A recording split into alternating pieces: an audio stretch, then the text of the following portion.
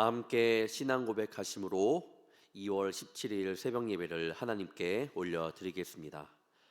전능하사 천지를 만드신 하나님 아버지를 내가 믿사오며 그 외아들 우리 주 예수 그리스도를 믿사오니 이는 성령으로 잉태하사 동정녀 마리아에게 나시고 본디오 빌라도에게 고난을 받으사 십자가에 못 박혀 죽으시고 장사한 지 사흘 만에 죽은 자 가운데서 다시 살아나시며 하늘에 오르사 전능하신 하나님 우편에 앉아 계시다가 저리로서 산자와 죽은 자를 심판하러 오시니라. 성령을 믿사오며 거룩한 공회와 성도가 서로 교통하는 것과 죄를 사하여 주시는 것과 몸이 다시 사는 것과 영원히 사는 것을 믿사옵나이다. 아멘. 다 함께 찬송가 288장 찬양하시겠습니다.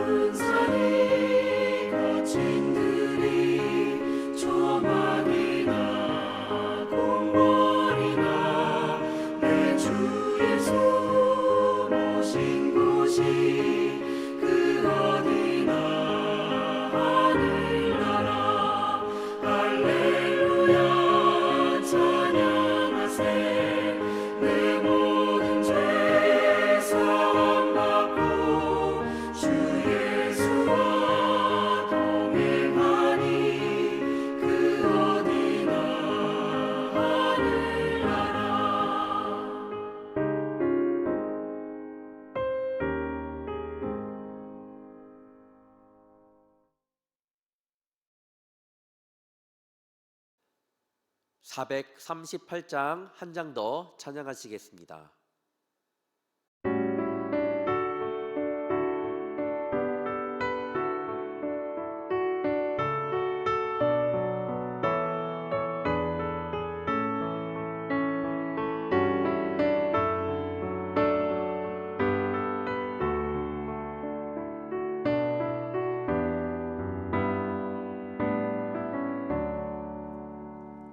예수를 나의 구주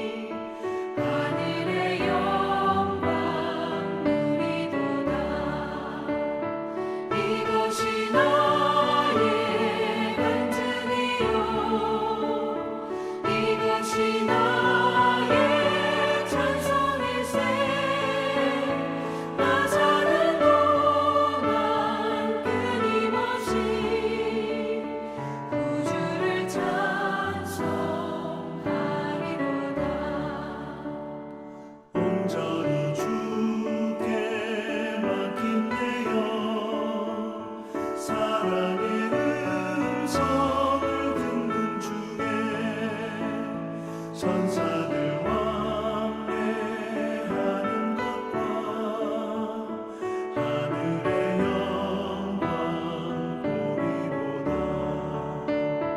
이것이 나의 간증이요 이것이 나의 찬송일세. 나 사는 동안 끊임없이 구주를 찬송하리로다.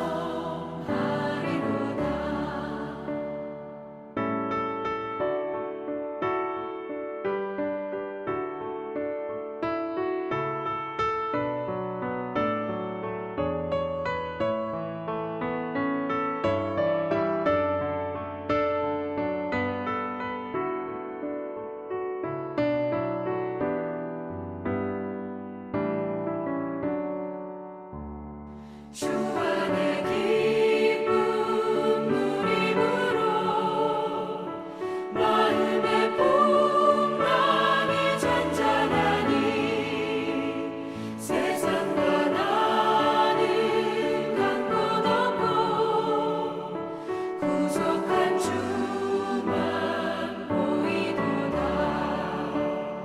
이것이 나의 간증이요 이것이 나의 찬송일세. 나 사는 동안 끊임없이 구주를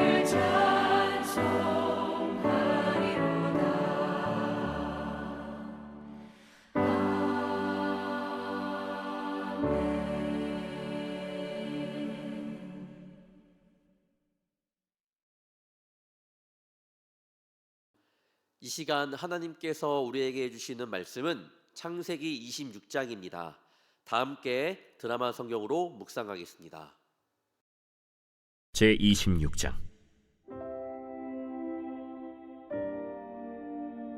아브라함 때에 첫 흉년이 들었더니 그 땅에 또 흉년이 들매 이삭이 그랄로 가서 블레셋 왕 아비멜렉에게 이르렀더니 여호와께서 이삭에게 나타나 이르시되 애굽으로 내려가지 말고 내가 네게 지시하는 땅에 거주하라. 이 땅에 거류하면 내가 너와 함께 있어 네게 복을 주고 내가 이 모든 땅을 너와 네 자손에게 주리라. 내가 네 아버지 아브라함에게 맹세한 것을 이루어 네 자손을 하늘의 별과 같이 번성하게 하며 이 모든 땅을 네 자손에게 주리니 네 자손으로 말미암아 천하 만민이 복을 받으리라.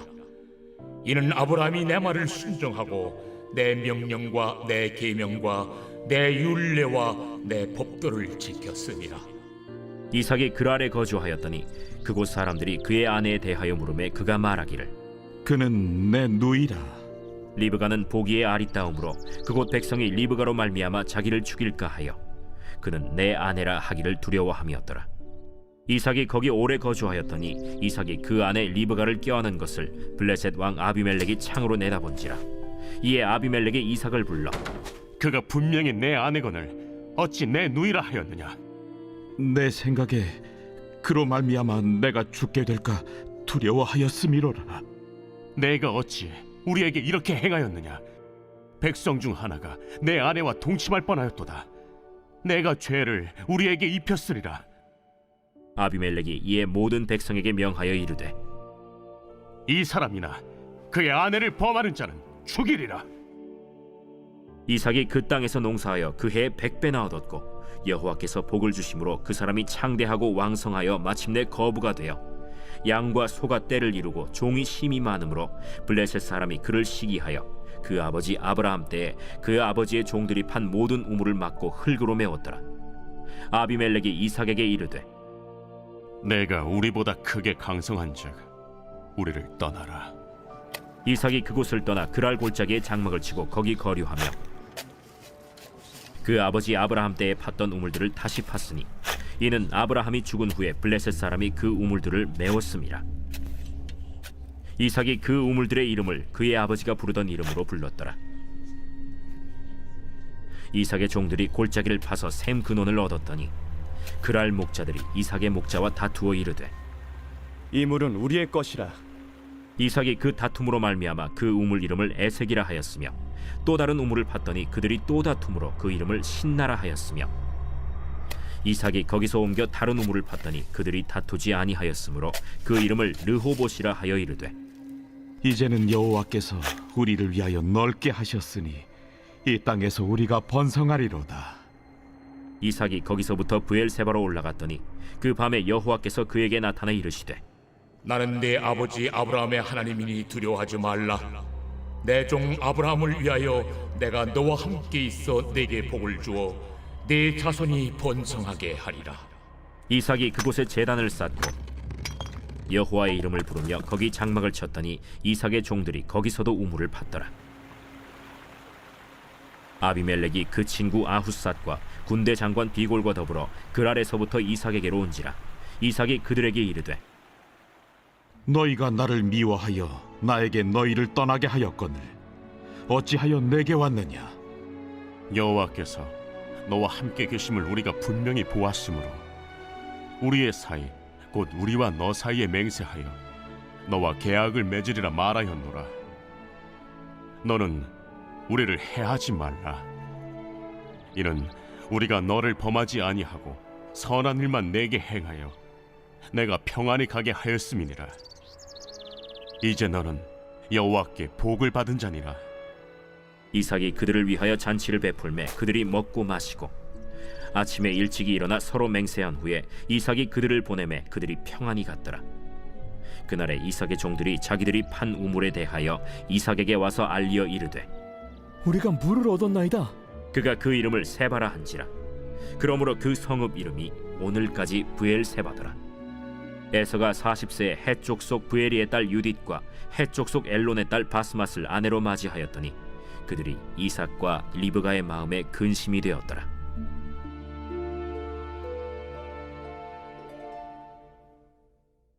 샬롬. 우리 행복한 명절을 보내고 계신가요? 오늘 이 시간 또 말씀을 통하여 이 명절이 더욱더 복된 귀한 명절이 되기를 주님의 이름으로 축원합니다. 오늘 말씀의 주제는 우리를 위하여 넓게 하셨다라는 주제를 가지고 하나님의 말씀을 함께 나누고자 합니다. 우리가 아브라함에 대해서 이야기를 많이 들었는데 특히 그의 아들 이삭은 어떤 인물이었나요?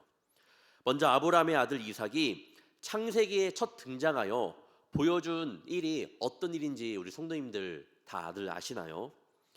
이삭을 제물로 바치라는 하나님의 명령에 순종한 아버지 그 아브라함이 자신을 제단에 눕혀놓고 칼을 들어 찔러 죽이려 할 그 순간까지도 이삭은요 자신의 목숨을 구하고자 아버지에게 대항하거나 도망가지도 않았던 그런 사람이라고 말씀하고 있습니다. 하나님의 명령에 순종한 아브라함도 대단했지만 자신을 제물로 바치려는 아버지의 뜻을 따라 그대로 순종한 이삭도 참 대단한 사람인 것 같습니다.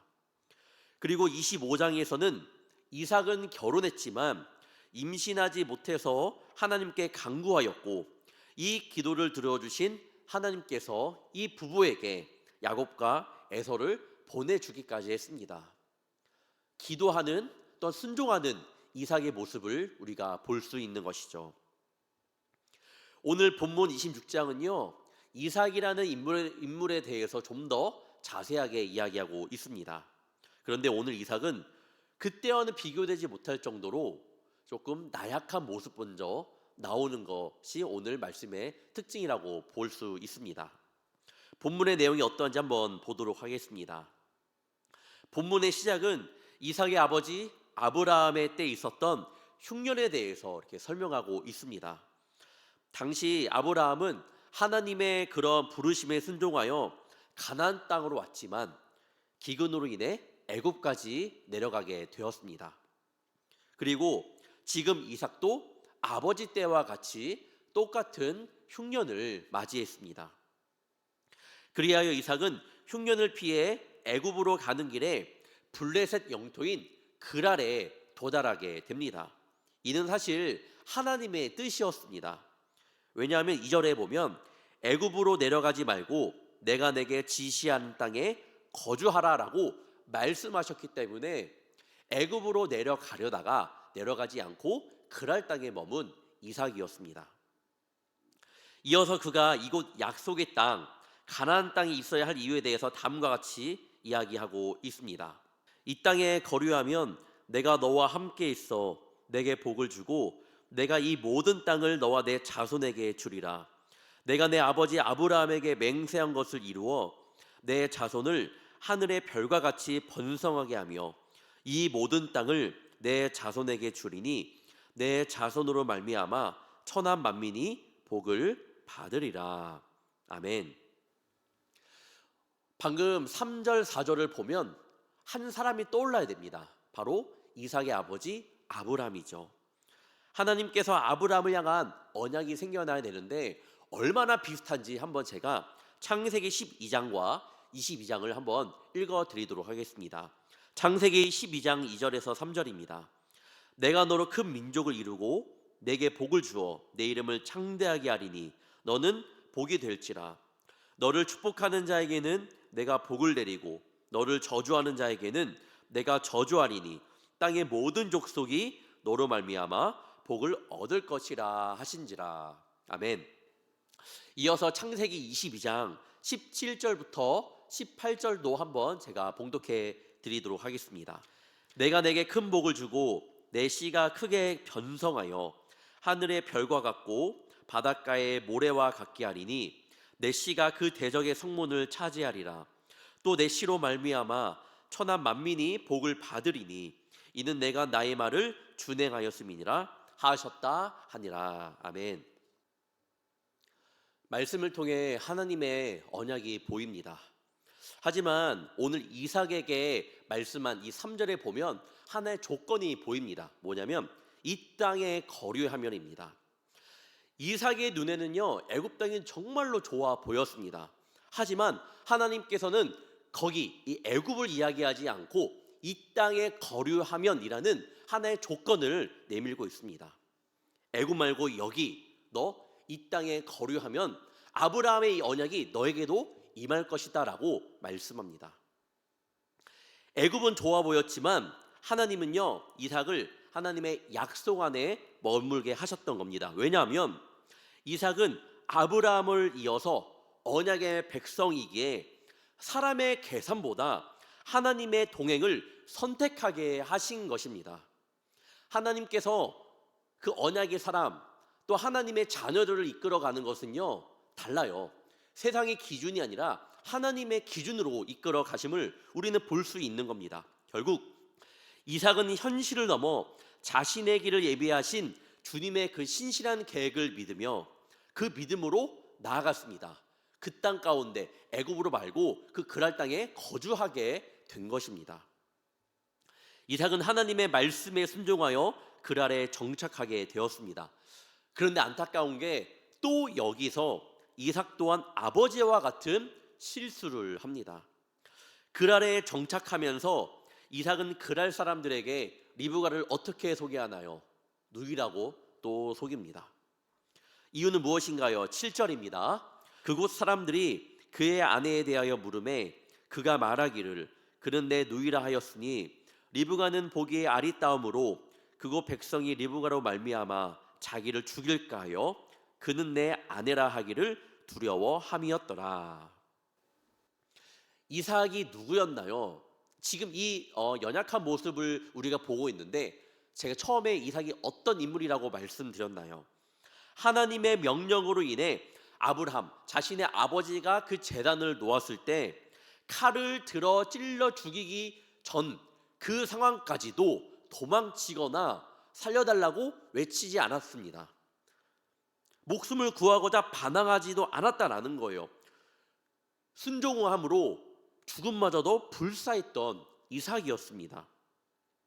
창세기 25장에서도 보았듯이 그는 기도의 사람이라고 했죠. 아내가 임신하지 못하자 그는 20년 동안 하나님께 자녀를 달라고 간구하지 않나요? 또한 흉년을 피해 애굽으로 내려가려던 그 계획을 하나님의 말씀을 듣자마자 포기했던 이삭이었습니다. 하나님의 말씀대로 그랄에 정착한 그 정도로 믿음을 가졌던 주의 자녀였는데 그런 믿음의 사람이 자신의 목숨을 구하고자 아내를 누이라고 속였다라는 이 사실을 우리는 어떻게 받아들여야 할까요? 바로 믿음의 사람일지라도 눈앞에 보이는 현실만을 바라보면 두려움에 휩싸여 나약한 인간으로 전락할 수밖에 없다라는 사실입니다. 마태복음 14장을 보면 예수님께서 갈릴리 호수 위를 걷는 사건이 기록되어 있습니다. 폭풍우가 몰아치는 그 호수 위에 걸어오시는 예수님을 본 베드로가 주님, 저도 명하여서 물 위로 걸어오라고 말씀해 달라고 요청합니다. 예수님께서 베드로에게 오라라고 명하셨고 베드로는 배에서 내려 물 위를 걸어 예수님께 갔지만 도중에 물에 빠지는 사건을 우리는 알고 있습니다. 그가 물에 빠진 이유를 성경은 뭐라고 말씀하시나요? 마태복음 14장 30절에 보면 바람을 보고 무서워했기 때문이라고 증거하고 있습니다. 그겁니다. 믿음의 사람일지라도 시선이 세상을 향하면 두려움에 휩싸이게 됩니다. 기도의 사람인 이삭도 그 시선이 하나님이 아닌 블레셋을 향했을 때 그는 아내를 탐하는 블레셋 사람들에게 그런 혹시 죽을까 하는 그런 두려운 마음 때문에 아내를 누이라고 속이게 된 것입니다. 그동안 정말로 잘 시선을 고정해 왔지만 한순간 잠시 그 시선을 인간의 시선으로 보았을 때 그렇게 무너졌던 이삭을 우리는 보게 됩니다. 사실 다윗도 마찬가지 아닌가요? 다윗도 다윗의 그 시선을 세상으로 향하는 순간 부하의 아내와 간음하고 부하를 죽이는 죄를 저질렀습니다. 우리가 보기에는 이삭도 다윗도 용서할 수 없는 그런 죄인입니다. 그러나 하나님께서는 이들에게 은혜를 베푸셨습니다. 8절부터 11절을 보면 하나님께서는 이삭과 리브가가 함께 있는 모습을 블레셋 왕 아비멜렉이 보게 하셨고 아비멜렉은 이삭을 불러 자칫하면 블레셋을 죄악에 빠뜨리게 할 뻔했다고 꾸짖고 블레셋 백성들에게 이삭의 아내 리브가를 범하지 말라고 이야기까지 합니다. 그런데 아비멜렉 좀 낯이 익지 않으신가요? 제가 저번 주 월요일에 말씀을 전했을 때에 이 창세기 20장을 가지고 말씀을 전했는데 그때도 동일한 사건이 있었습니다. 지금은 이삭에게, 그 전에는 아브라함에게. 그때도 아브라함이 아비멜렉에게 아내 사라를 누이라고 속인 장면이 등장합니다. 이에 그랄 왕 아비멜렉이 아브라함의 아내 사라를 데려가는 거죠. 근데 하지만 성경에서 뭐라고 말하냐면 그 이틀 후에, 데려간 지 이틀 뒤에 3일 뒤에 뭐 한 달 뒤가 아니라 그 밤에, 그리고 그날 밤에라고 하는 이 성경 버전도 있는데 그날 밤에 즉시 하나님께서 이렇게 말씀하셨습니다. 사라를 가까이 하면 죽일 것이라고 말씀을 하신 거예요. 완전히 나라가 완전히 뒤집혔던 그 사건이 있었습니다.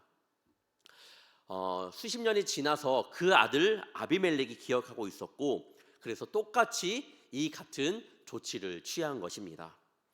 아브라함의 전철을 답습하는 이삭을 보며 우리 성도님들은 어떤 마음이 드십니까? 믿음 있는 자여도 참 현실 앞에서는 연약함을 보지 않나요? 하지만 그렇다 하더라도 이삭이 넘어졌냐 넘어지지 않았냐를 한번 보기를 원합니다. 이삭이 그런 사건 이후에 그 상태로 흔들렸던 믿음을 가지고 그대로 나아가나요?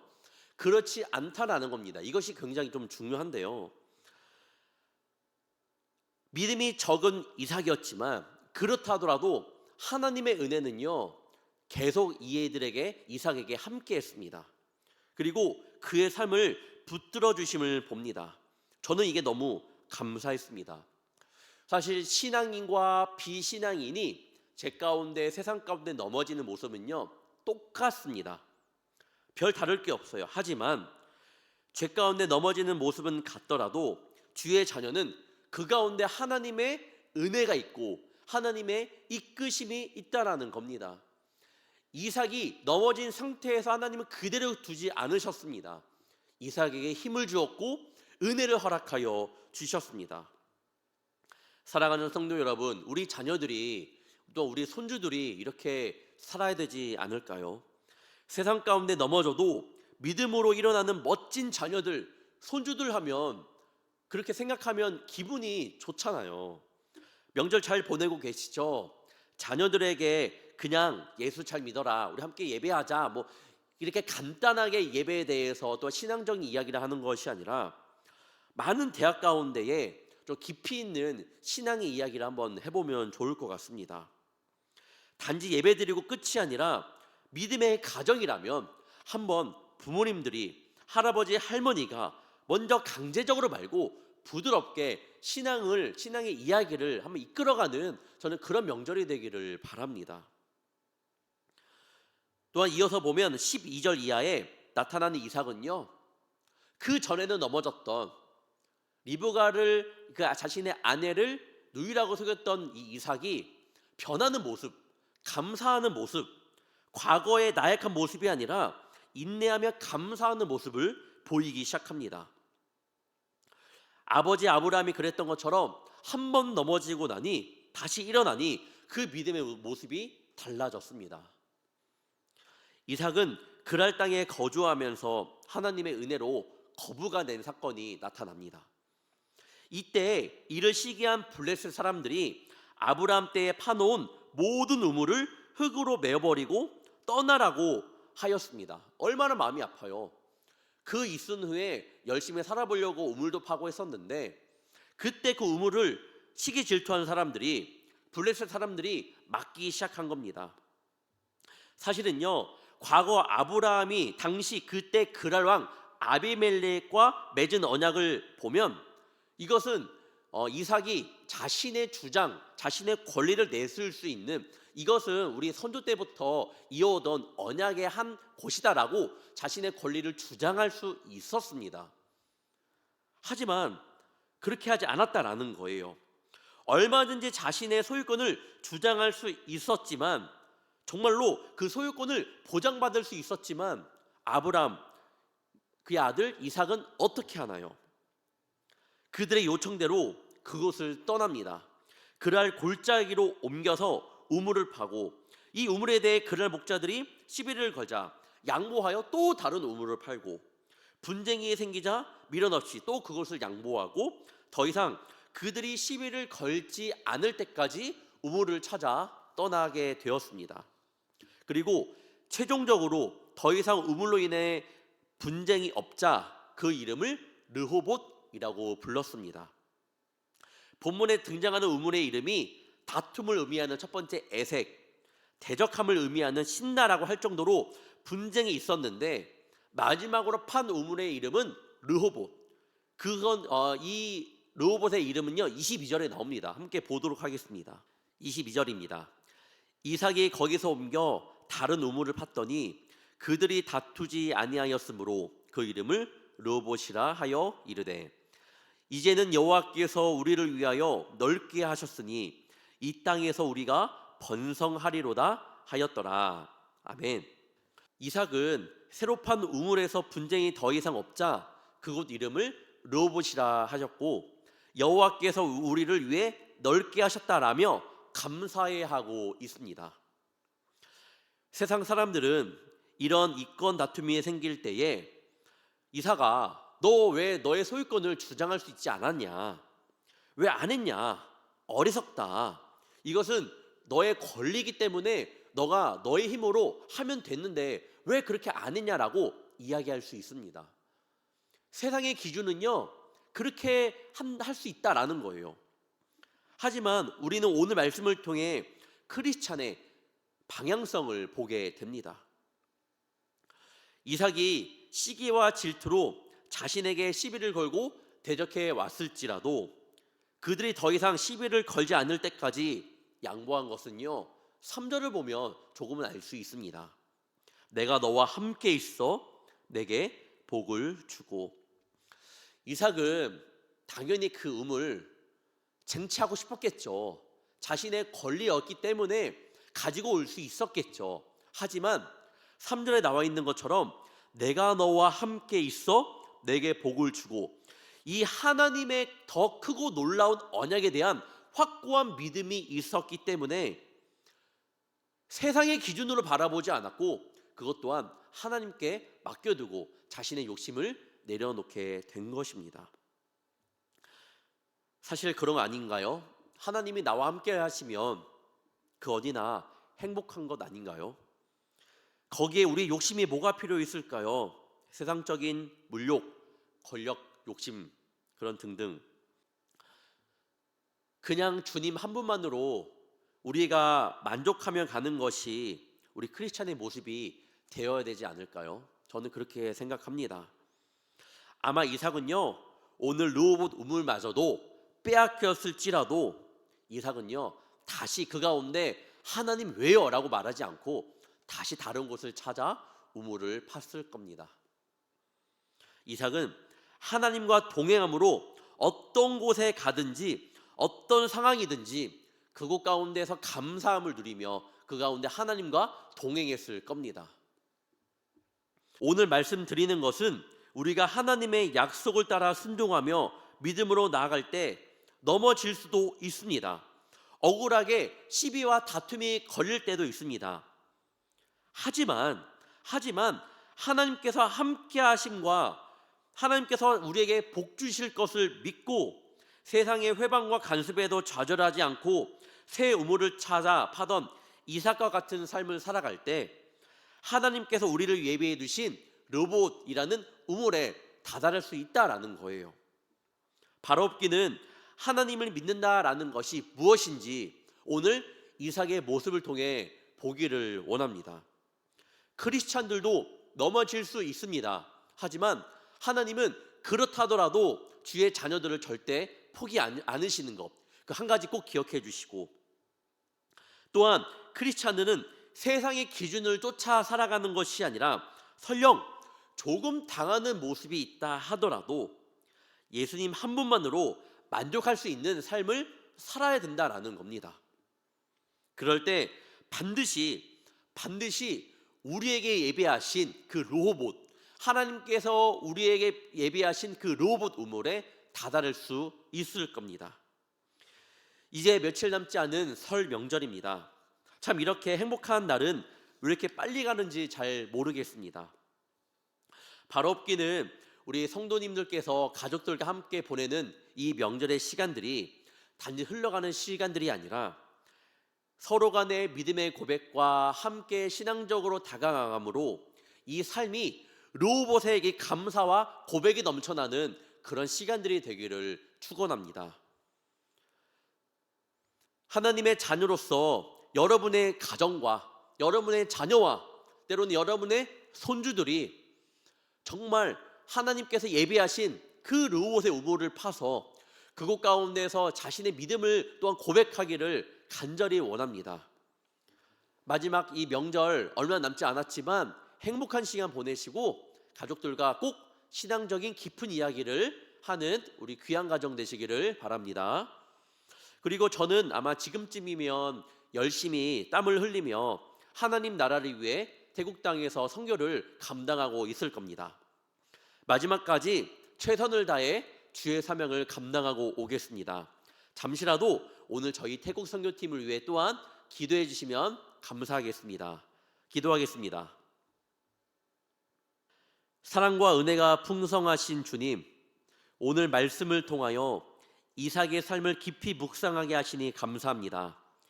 믿음의 가문에서 태어났지만 결코 완전하지 않았던 이삭의 모습 속에서 우리 자신의 연약함을 정직하게 보게 하심에 감사합니다. 주님, 이삭이 제단 위에 누워 자신의 생명을 맡겼던 그 믿음도 현실 앞에서 두려움에 흔들려 아내를 누이라 속였던 그 연약함도 모두 우리의 모습임을 고백합니다. 믿음이 있다 고백하면서도 시선이 하나님이 아닌 세상과 현실을 향할 때 우리는 얼마나 쉽게 두려움에 사로잡히는 존재인지 이 모든 모습 주님 앞에 내려놓습니다.